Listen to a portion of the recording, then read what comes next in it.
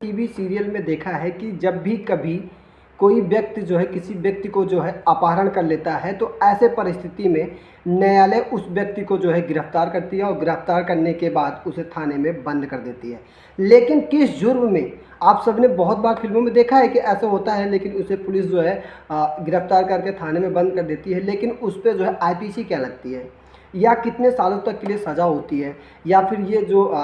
जमानती है या फिर गैर जमानती अपराध है। ऐसे कई सारे सवाल आप सभी के मन में आते रहते हैं। तो नमस्कार दोस्तों, आप सभी का स्वागत है सोनू पटेल एलएलबी में और मैं हूं आप सभी का प्यारा दोस्त सोनू पटेल। दोस्तों, आज की वीडियो में हम बात करने वाले हैं आईपीसी की धारा जो है 365 क्या कहती है।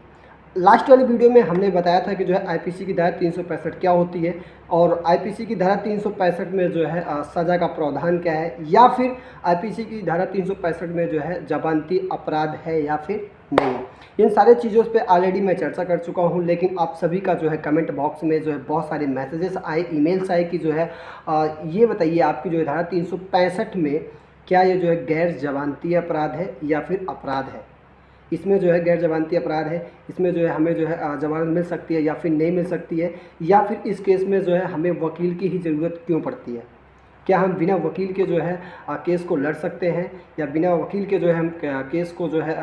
न्यायालय में जो है पेची लगा सकते हैं। बहुत सारे आप सभी के सवाल आ रहे थे, तो हमने सोचा क्यों ना आप सबके लिए इस पे भी एक वीडियो बनाया जाए। तो आइए दोस्तों, फिर वीडियो को शुरू करते हैं। कभी हम जो है ऐसी घटना को जो है इल्ज़ाम देते हैं तो हमारे समाज में जो लोग होते हैं वो जो है हमें गलत निगाहों से देखते हैं। एज आप सोचिए कि सपोज़ कीजिए कि आपके आसपास में कोई एक ऐसा व्यक्ति हो जो आपके किसी व्यक्ति को जो है अपहरण कर ले, और अपहरण करने के बाद वो जो है किसी न किसी चीज़ का डिमांड करने लगे, जैसे कि पैसे हो गए, ज्वेलरी हो गए, या फिर कार बंगला, कुछ भी। मतलब आप समझ सकते हो कि जो व्यक्ति ने जो है अपहरण किया है किसी व्यक्ति का, तो वो कुछ भी डिमांड कर सकता है और आपको मजबूरी बस उसको जो है देना पड़ेगा, और अगर नहीं देंगे तो उस वक्त उस बच्चे का जो है जान जो है खतरे में है। अब बात करते हैं कि जब भी कोई व्यक्ति ऐसे अपराध को करता है, भारतीय दंड संहिता की धारा 365 के अनुसार जो कोई व्यक्ति किसी व्यक्ति का जो है अपहरण करता है और अपहरण करने के बाद कुछ ऐसे जो है डिमांड करता है, तो उस पर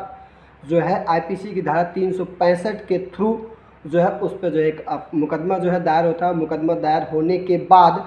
तुरंत प्रशासन जो है एक्शन में आ जाती है, और एक्शन में आने के बाद वो जो है जांच पड़ताल करती है, और जांच पड़ताल करने के बाद उस व्यक्ति को गिरफ्तार कर लेती है, और गिरफ्तार करने के बाद उसे जो है न्यायालय में पेश करती है।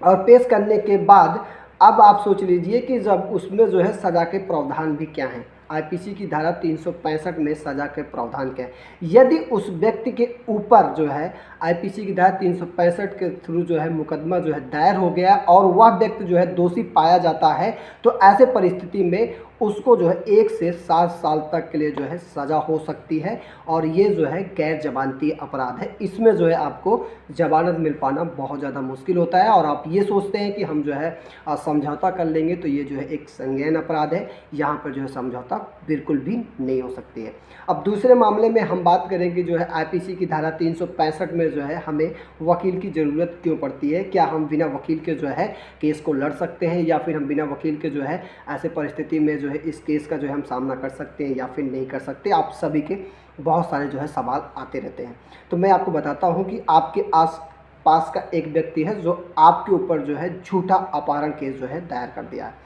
अब झूठे अपहरण केस जब आपके ऊपर दायर कर दिया है, तो ऐसे परिस्थिति में आपको एक वकील का ही सहारा लेना होगा, जो आपको वकील ही बचा। स्थिति में आपको केवल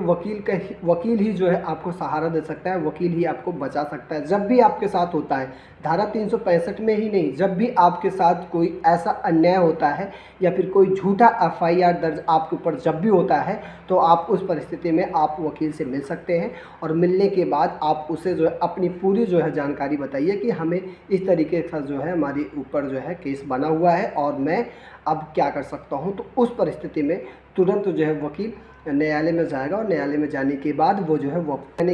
जो है सीधा जो है अपील करेंगे जो है न्यायालय से कि ये हमारा जो मुवक्किल है, ये इसने जो है अपराध नहीं किया गया है श्रीमान जी, इस पर जो है झूठा केस जो है लगाया गया है। और ऐसे परिस्थिति में फिर वकील आपको जो है बचा लेगा, और इसीलिए जो है वकील का जो है होना बहुत ज़रूरी है हर केस में। तो दोस्तों आशा करता हूँ कि वीडियो आप सभी को जो है समझ में आ गई है। अगर वीडियो समझ में आ गई तो प्लीज़ वीडियो को जो है ज़्यादा से ज़्यादा जो है लाइक कीजिए, और जैसे आप कमेंट करके हमसे सवाल पूछ रहे हो, रोज़ हमें डेली बेसिस पे आप सभी के लिए वीडियोस लेके आते रहते हैं, फिर ऐसे कोई एक सवाल पूछेगा और फिर आपके पास मैं वीडियोस लेके आऊँगा। तो प्लीज़ वीडियो को जितना हो सके उतना ज़्यादा जो है शेयर कीजिए। फिर मिलेंगे किसी नए वीडियो के साथ, तब तक के लिए जो है जय हिंद, जय भारत, वंदे मातरम।